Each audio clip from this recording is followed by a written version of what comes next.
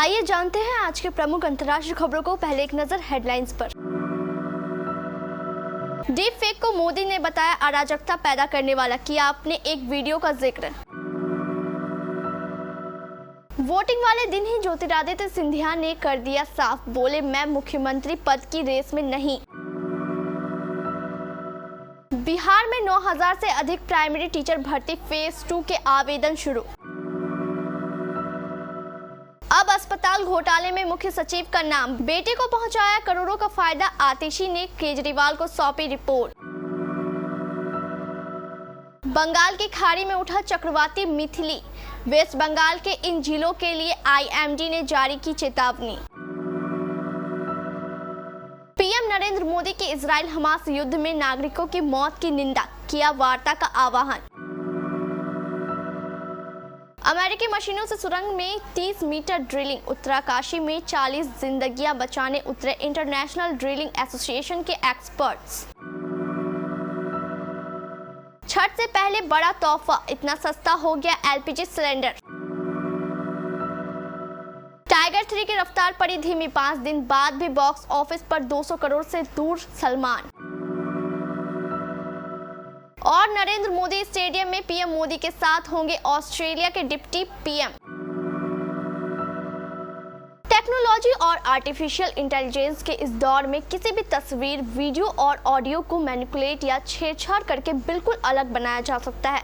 बीते दिनों में आर्टिफिशियल इंटेलिजेंस बेस्ड टूल्स का प्रयोग करके जब अभिनेत्री रश्मिका मंडना का डीप फेक वीडियो वायरल हुआ तो हर कोई हैरान रह गया।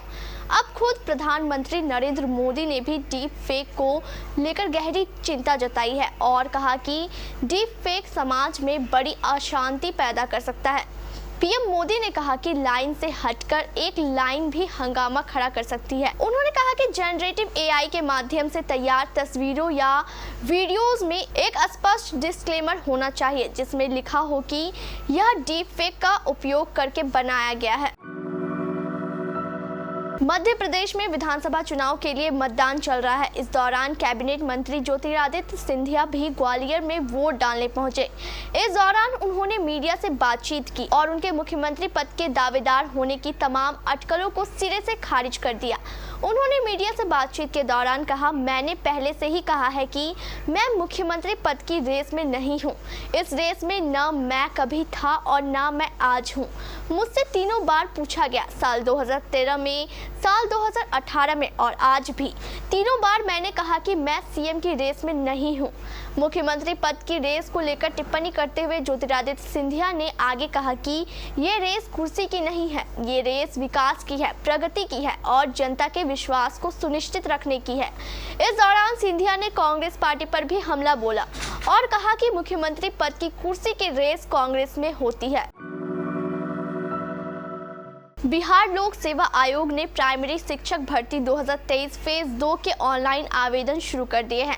कक्षा 1 से 5वीं तक के शिक्षकों की आवेदन प्रक्रिया 16 नवंबर से शुरू हो चुकी है। इच्छुक और योग्य उम्मीदवार बीपीएससी के आधिकारिक वेबसाइट पर जाकर ऑनलाइन आवेदन कर सकते हैं। इस भर्ती अभियान के माध्यम से 9000 से ज्यादा खाली पद भरे जाएंगे। दरअसल बीपीएससी शिक्षक भर्ती फेज 1 रिजल्ट जारी करने के बाद इसी महीने में कक्षा 6 से 12वीं तक का फेज 2 की आवेदन की प्रक्रिया शुरू कर दी गई है, जिसके लिए एप्लीकेशन फॉर्म भरने की आखिरी तारीख 25 नवंबर है। इसी बीच आयोग ने प्राइमरी शिक्षकों की कुल 9431 खाली पदों को भरने के लिए भर्ती प्रक्रिया भी शुरू कर दी है। योग्य उम्मीदवार 25 नवंबर 2023 तक ऑनलाइन आवेदन दे सकते हैं। दिल्ली सरकार ने मुख्य सचिव नरेश कुमार पर अस्पताल में घोटाला करने का आरोप लगाया है। सरकार से जुड़े सूत्रों ने बताया कि बेटे की एक और कंपनी को दिल्ली सरकार के ILBS अस्पताल बिना टेंडर AI सॉफ्टवेयर बनाने का काम दिलवाया, जिससे उन्हें सैकड़ों करोड़ों का मुनाफा पहुंचाया गया। नरेश कुमार के बेटे की कंपनी सिर्फ 7 महीने में पहली बनी है। उसे AI सॉफ्टवेयर बनाने का कोई अनुभव नहीं है। मुख्य सचिव नरेश कुमार ILBS अस्पताल के चेयरमैन हैं। विजिलेंस मंत्री आतिशी ने मुख्यमंत्री अरविंद केजरीवाल को अस्पताल घोटाले की विस्तृत रिपोर्ट सौंपी है। इससे पहले दिल्ली सरकार ने मुख्य सचिव पर द्वारका एक्सप्रेस वे परियोजना में भूमि अधिग्रहण घोटाले का आरोप लगाया था। बंगाल की खाड़ी में आज शुक्रवार 17 नवंबर को एक चक्रवाती तूफान उठा। 80 किलोमीटर प्रति घंटा की अधिकतर रफ्तार के साथ इसके बांग्लादेश के तट पर पहुंचने से पहले सुंदरबन से गुजरने के आसार है। भारत मौसम विज्ञान विभाग यानी IMD ने एक बुलेटिन में यह जानकारी दी। बुलेटिन में कहा गया है कि चक्रवाती तूफान मिथिली 17 नवंबर की रात या 18 नवंबर की रात सुबह बांग्लादेश तट को पार कर सकता है। राष्ट्रीय मौसम विभाग एजेंसी के अनुसार बंगाल की खाड़ी के ऊपर बना क्षेत्र सुबह 5:30 पर पारादीप से लगभग 190 किलोमीटर पूर्व दीघा यानी पश्चिम बंगाल से 200 किलोमीटर दक्षिण पूर्व और खेपुपारा से 220 किलोमीटर दक्षिण पश्चिम में केंद्रित था।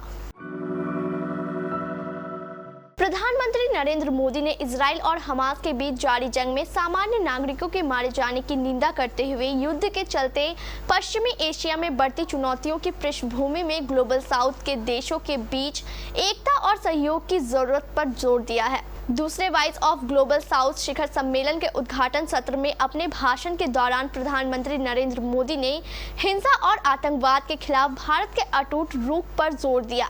आतंकवाद की घटनाओं में 7 अक्टूबर को हमास द्वारा इजराइल पर किया गया हमला भी शामिल था।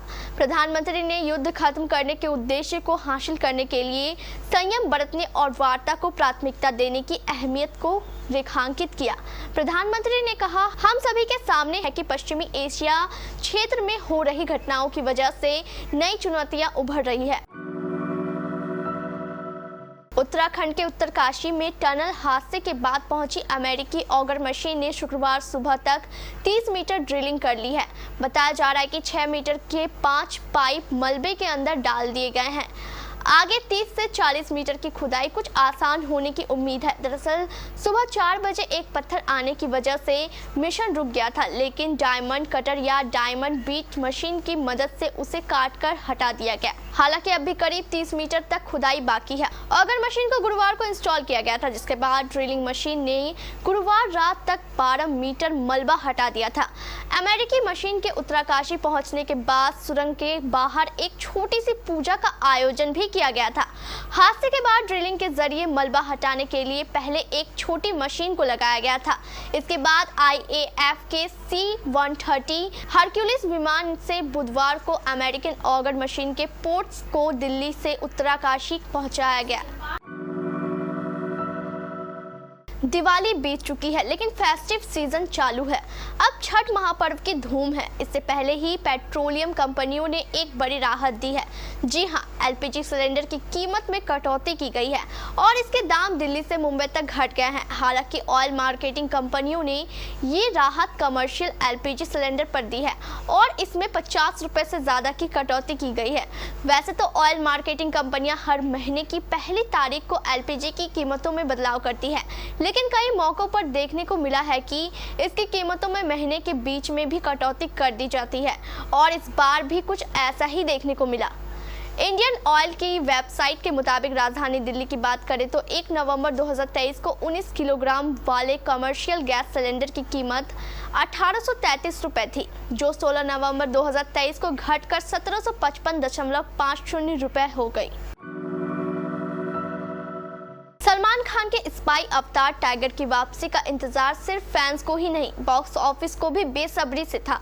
इस साल 500 करोड़ रुपए से ज्यादा कमाने वाली 3 बॉलीवुड फिल्में देख चुके बॉक्स ऑफिस को टाइगर 3 से भी धुआंधार कमाई की उम्मीद थी। रविवार को दिवाली के मौके पर थिएटर्स में पहुंचे सलमान ने बॉक्स ऑफिस पर भी धमाका किया और अपने करियर की सबसे बड़ी ओपनिंग दर्ज की। पहले ही दिन 44.50 करोड़ रुपए का कलेक्शन भले बॉक्स ऑफिस पर सलमान खान के लिए सबसे बड़ा ओपनिंग डे रहा, लेकिन ये शुरुआत उतनी जोरदार नहीं थी जितनी उम्मीद की जा रही थी। टाइगर 3 को बॉक्स ऑफिस पर अब 5 दिन हो चुके हैं। बॉक्स ऑफिस पर फिल्म की कमाई तो ठीक ठाक बनी हुई है, लेकिन इसकी रफ्तार थोड़ी धीमी पड़ती जा रही है। भारत और ऑस्ट्रेलिया के बीच होने वाले वर्ल्ड कप 2023 का फाइनल प्रधानमंत्री नरेंद्र मोदी स्टेडियम में देखने जाएंगे। अहमदाबाद के नरेंद्र मोदी स्टेडियम में इस दौरान पीएम मोदी के साथ ऑस्ट्रेलिया के उप प्रधानमंत्री रिचर्ड मार्स भी मौजूद रहेंगे। प्रधानमंत्री कार्यालय ने पीएम मोदी के मैच देखने का निमंत्रण स्वीकार कर लिया। पीएम मोदी के अलावा अहमदाबाद के नरेंद्र मोदी स्टेडियम में बिजनेसमैन मुकेश अंबानी और गौतम अडानी भी मौजूद रहेंगे। साथ ही फाइनल मैच को देखने के लिए बॉलीवुड अभिनेता अक्षय कुमार और अजय देवगन की भी आने की संभावना है। दरअसल मुंबई के वानखेड़े स्टेडियम में हुए सेमीफाइनल में भारत न्यूजीलैंड को 70 रनों से हराकर फाइनल में पहुंचा है। इंडिया ने टॉस जीतकर 4 विकेट पर 397 रन बनाए। इसके जवाब में न्यूजीलैंड की टीम 48.5 ओवर में 327 रन बनाकर आउट हो गई थी।